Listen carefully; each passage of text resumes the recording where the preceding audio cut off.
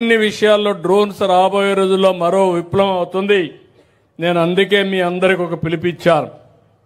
ప్రతి ఒక్క ఇంటిలో ఒక ఐటీ అన్నాను ఒకప్పుడు. ఇప్పుడు ప్రతి ఒక్కరూ ఒక ఏఐగా తయారు కావాలి. ఆర్టిఫిషియల్ ఇంటెలిజెన్స్ లో ప్రావీణ్యం రావాలి. మీరు నేర్చుకోవాలి, వాడాలి.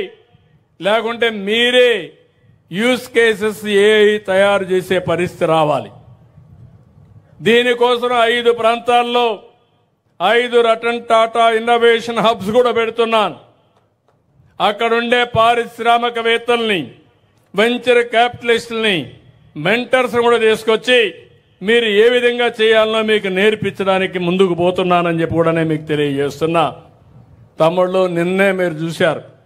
ఒకప్పుడు ఈ గవర్నెన్స్ అన్నాం, ఈరోజు వాట్సాప్ గవర్నెన్స్కి వచ్చాం.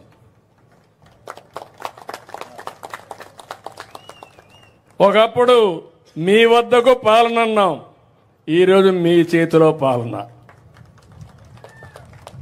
ఎక్కడికి పోవాల్సిన పని లేదు. మీకు నేటివిటీ సర్టిఫికేట్ కావాలి, మీ మెసేజ్లో మన మిత్ర ఒకసారి అప్రోచ్ అయ్యి మీరు పెడితే మళ్ళా తిరిగి మీకు డేట్ ఆఫ్ బర్త్ ఇవ్వాలన్నా, మార్క్ షీట్ ఇవ్వాలన్నా, తిరుపతిలో దర్శనం కావాలన్నా, శ్రీశైలం దర్శనం కావాలన్నా, లేకుంటే కనకదుర్గ టెంపుల్ అర్చన చేయాలన్నా, ఆర్టీసీ బస్సులో సీటు కావాలన్నా ఈ ఫోనే సరిపోతుంది. ఇంకెక్కడికి పోయే పని లేదు. మీ ఇంటి పక్కన ఎంఆర్ఓ ఆఫీస్ ఉంటే ఆఫీస్కి పోయే పని లేదు. మీ ఎంఆర్ఓ ఆఫీస్ మీ ఇంట్లోనే ఉంది. నీ పని నీ ఫోన్లో ఉంది.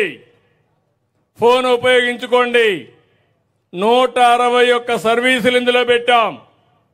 ఎవరైతే ఇన్ఫర్మేషన్ టెక్నాలజీ మినిస్టర్ లోకేష్ గారు ఐటీ చదువుకున్న తర్వాత ఆయన ఒకటే ఆలోచించాడు. ఆయన పాదయాత్రలో కొన్ని ఆలోచనలు వస్తే వాట్సాప్ గవర్నెన్స్ పెడితే ఎట్లుంటుందని ఆలోచించారు. మీరందరూ కూడా మీ ఇంట్లో వాళ్ళందరూ వాట్సాప్ పెట్టుకుంటారు. మీ కులానికి సంబంధించిన నాయకులందరూ వాట్సాప్ పెట్టుకుంటారు. మీ స్నేహితులందరూ వాట్సాప్ పెట్టుకుంటారు. అంటే 10 మంది కలిసి ఎప్పటికప్పుడు మెసేజ్లు ఇవ్వాలంటే ఇచ్చుకుంటారు. ఇప్పుడు నేను ఆలోచించింది, రాష్ట్రంలో మీ అందరికీ సేవలు అందించడానికి వాట్సాప్ను ఉపయోగించి రేపు ఎవ్వరికీ ఇబ్బంది లేకుండా ఏ పని కావాలన్నా మీకు చేసే కార్యక్రమానికి శ్రీకారం చుట్టాం. అది 161తో ప్రారంభమైంది. భవిష్యత్తులో ఇంకా అన్ని సేవలు కూడా మీకు ఇస్తామని చెప్పి కూడా నేను మీకు తెలియజేస్తున్నా. కాబట్టి ఇవన్నీ కూడా మీరు ఒకసారి చూస్తే 7 నెలల్లోనే మనం ప్రారంభించాం. ఈ 7 నెలల్లో ఇవన్నీ చేసి మనం ముందుకు పోయాం.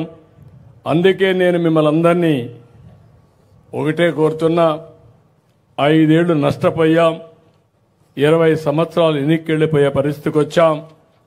ఈరోజు మనం గుర్తుపెట్టుకోవాల్సింది, ఇవన్నీ జరగాలంటే మీరు కూడా అడ్డదారిలో ఆలోచిస్తే మనం అనుకున్న డెస్టినేషన్కి చేరం.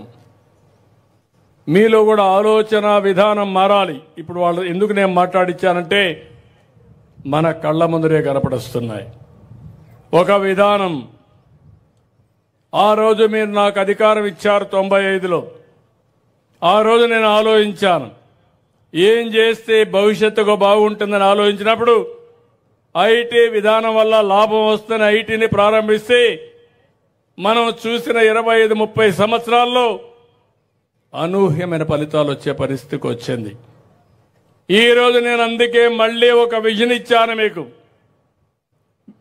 ఏదే స్వర్ణ ఆంధ్రప్రదేశ్ విజన్ 2047